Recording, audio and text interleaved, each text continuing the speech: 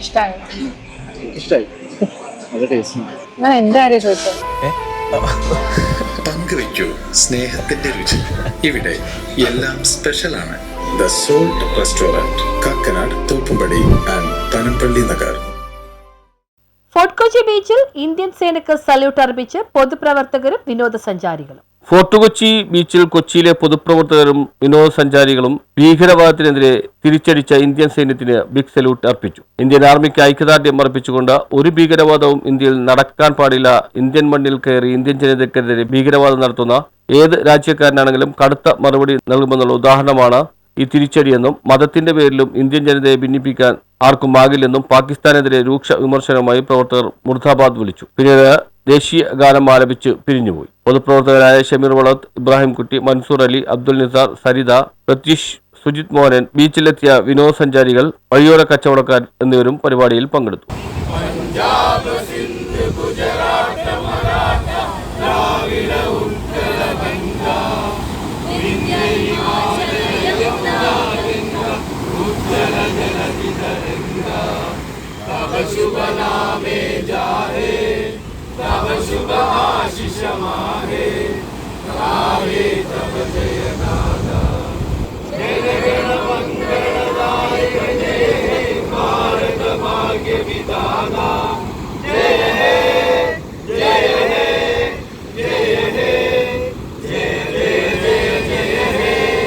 നെട്ടിച്ചുകൊണ്ടുള്ള ഒരു ഭീകരാക്രമണമാണ് നമ്മൾ ജമ്മു കാശ്മീരിൽ കണ്ടത്.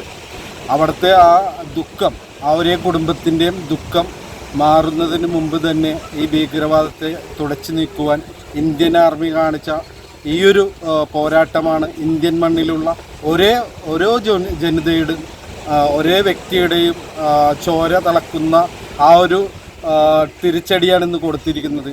ഒരു കാരണവശാലും ഇന്ത്യക്കകത്ത് ഒരു തീവ്രവാദിനെയും കടത്തുമില്ലെന്നും ഇന്ത്യൻ രോമത്തിൽ തൊടുന്ന ആരാണെങ്കിലും അവനിക്കെതിരെ ഇതിനേക്കാൾ വലിയ തിരിച്ചടി നൽകുമെന്നുള്ള ഉദ്ദേശവും ആ ഒരു പോരാട്ടവുമാണ് ഇന്ന് ഇന്ത്യൻ ആർമി കാഴ്ചവെച്ചത്.